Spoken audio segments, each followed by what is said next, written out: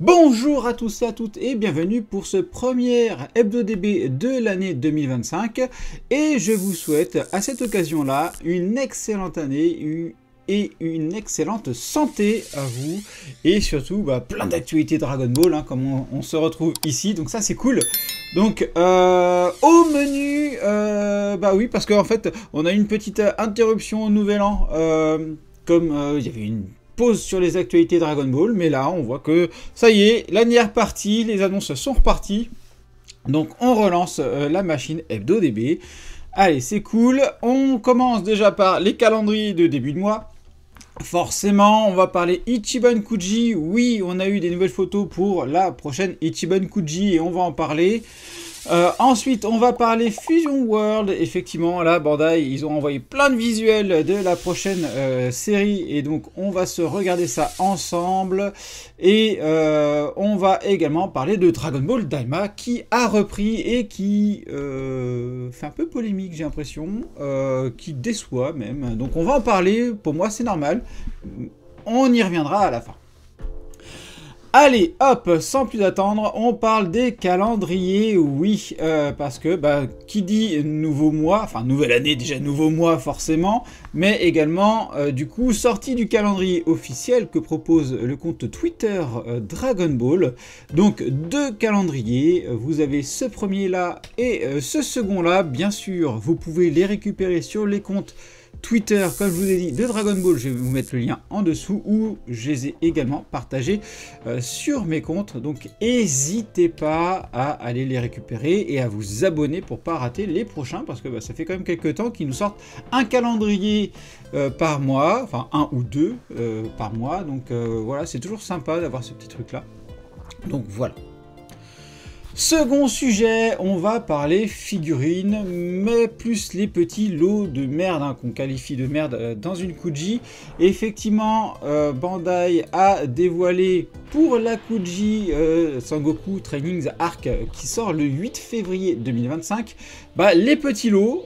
Donc on va se regarder ça, mais on va aussi faire un petit rappel des lots de cette Kuji. Donc comme je vous rappelle, nous avons en lot A un petit Goku et un Krillin très sympathique, en lot B une Bulma que je trouve un peu bof, le Yamcha très original, très sympathique, ça fait plaisir à voir, Oolong et Plume, voilà, moi c'était Plume, j'attendais, mais un peu déçu du Plume du coup. Le Oolong est très sympa. On a une Chichi qui est toute mimi ici, donc ça c'est cool. Et on arrive du coup aux archives qu'on connaît très bien. Donc là, vous savez, moi c'est le Toto Lapin qui me plaît bien et le Jackie Chun très sympathique. C'est toujours délirant ces archives là. Et on a des stands acryliques, donc là on est sur 6 modèles, donc on reste sur le début de Dragon Ball, donc c'est très sympa à voir, le petit Shenron très sympathique et le Goku et Bulma aussi sur la moto, j'aime beaucoup, et avec aussi deux sous-fifres du gang des lapins, c'est cool à voir. Donc on va ensuite passer au lot H, donc ce sont des clear files. Oh, c'est un peu bizarre ça. On est sur des clear files, oui, clear files. Les deux premiers, je sais pas trop ce que c'est plus des transformations, mais effectivement les autres ce sont des clear files, très sympathiques aussi, avec une lunch. On peut voir le Goku qui va faire le caméra sur la bagnole, et côté entraînement avec Tortue Géniale, très très sympathique. Le Loi, les serviettes habituelles, et avec celle de Toto Lapin, mais elle est délirante celle-là. Franchement, c'est ce genre de délire, c'est un personnage que j'attendais et ils me le fournissent. Donc ça c'est cool, je suis de craquer pour cette archive-là en tout cas. Et enfin, on est sur des visual boards qui sont au format A3, donc il y en a 6 comme vous pouvez le voir, et franchement, ça tue. Ça tue, tu les mets en fond de vitrine, tu mets la Kamehaos, tu mets le château de Pilaf et le mont, je crois que c'est le mont Fripan, là où il y a Guimao qui protège son château en feu et qui attend que quelqu'un vienne éteindre ce feu-là. C'est excellent ces visuels-là, franchement, tu mets ça en fond de vitrine, c'est cool. Et bien sûr, la Last One, Kame Sennin, qui fait baver beaucoup de personnes, et ça se comprend parce qu'elle est quand même très très sympathique.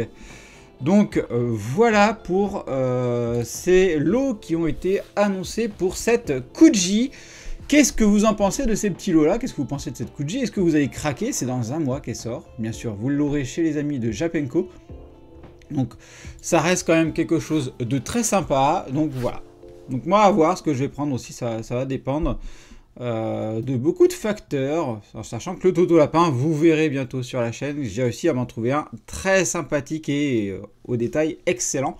N'hésitez pas à vous abonner à la chaîne pour ne pas rater ce petit unboxing très sympathique. Et pour ceux qui sont déjà en fait abonnés, mais enfin membres de la chaîne, vous avez déjà l'unboxing de disponible. Autre sujet cartes, comme je vous l'ai dit, Bandai a dévoilé masse de cartes pour la FB05, pour les 1 an, pour des événements et tout ça. Ils se sont fait plaisir et ils nous en ont mis plein les yeux. On va regarder tout ça hop ensemble. On commence par des cartes de la FB05. Alors, je vais vous montrer celles qui m'ont attiré le plus. Ce sont les secrets, les parallèles, etc. Et on commence par un Goku et un Freezer. Magnifique. Je rappelle que cette FB05 est prévue pour le 8 février aussi. Donc voilà, ça c'est le premier qui était avisé. Et regardez-moi ces beautés. Ce sont juste des beautés ces cartes-là, franchement. Ah là là là là, elles sont magnifiques. La Végéto en leader, superbe. La Goku en leader, magnifique également.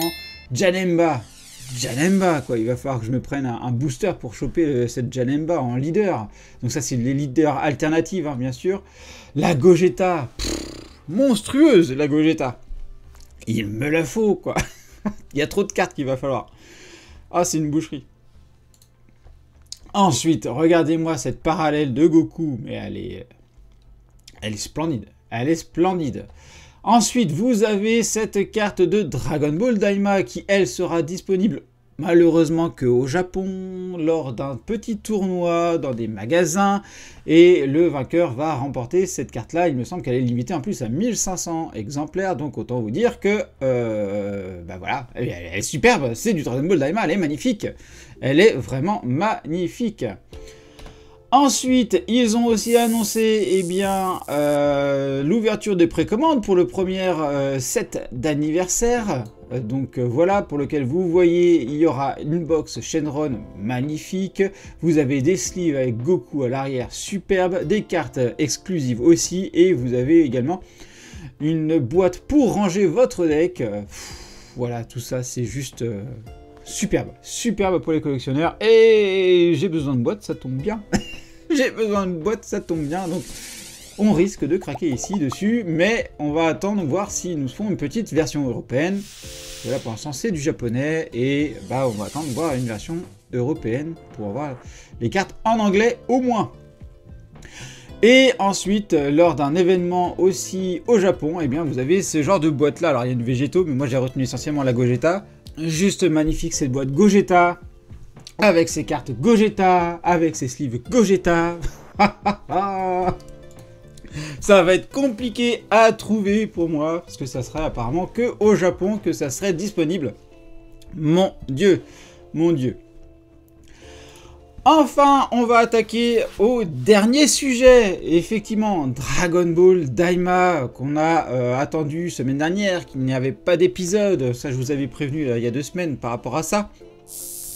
Et certains se plaignent que c'était un épisode un peu en demi-teinte, un peu qui casse le rythme. Mais je pense que c'est normal. Effectivement, d'où en plus la pause qu'il y a eu la semaine dernière, ça casse le rythme, on avait fini quand même sur quelque chose de hyper hypant, nouvelle transformation de Vegeta, voilà, donc on était vraiment sur une hype, sur plein de nouveautés qui étaient arrivées. Il était normal pour moi qu'ils cassent le rythme, et ils l'ont fait de 2 manières, du coup ils l'ont fait en faisant une pause déjà dans le rythme de diffusion, et également sur cet épisode-là qui est beaucoup plus calme. On est reparti à l'aventure, on découvre un nouveau monde qui est magnifique. Franchement, ça me semble logique. On voit que la partie des combats contre les Tamagami, qui était l'objectif de récupérer la Dragon Ball, eh bien, c'était ce qu'il y avait avant. Maintenant, il va y avoir un nouvel objectif, c'est de réunir les 3 Dragon Ball, donc il va nous falloir des nouveaux méchants, etc. Donc voilà, changement de rythme pour un changement d'objectif. et peut-être pas encore repartir sur une fin de saison qui sera vraiment plus dans la hype. Et au parallèle, on découvre aussi un nouveau monde où, je vous spoil un peu, ils deviennent tout petits, et vous allez voir, c'est quand même très sympathique, mais quelle beauté ce monde. Il est vraiment d'une beauté extraordinaire. L'histoire, on repositionne des petits trucs, peut-être qu'on en parle de certaines choses ici qui serviront plus tard, ça on ne le sait pas encore. C'est possible, mais au moins ça montre tout l'univers, l'étendue de ce monde. Franchement, c'est vraiment un anime superbe. C'est vraiment un superbe anime. Donc voilà, n'hésitez pas à regarder cet épisode-là. Bien sûr, vous savez quand on en parle, il y a potentiellement un petit peu de spoil, mais bon, vous savez que vous pouvez couper avant de regarder ce chapitre-là, parce que tout est chapitré dans la vidéo. Donc voilà, eh bien, j'espère que ce premier hebdo-DB de l'année vous a plu. N'hésitez pas à vous abonner, etc., à tout faire pour soutenir la chaîne et que ça partage, etc., comme d'habitude. Pour ma part, je vous dis à bientôt pour une prochaine vidéo, mais c'est surtout demain, je vous partage ceci, voilà, hop, une petite planète. Vous voyez, elle est pas petite, hein, elle est pas petite, hein, ce petit vaisseau de Goku. Question, qu'est-ce que c'est? Eh bien, rendez-vous demain sur la chaîne pour l'unboxing et les explications. Allez, je vous dis à bientôt pour une prochaine vidéo. Allez, bye bye!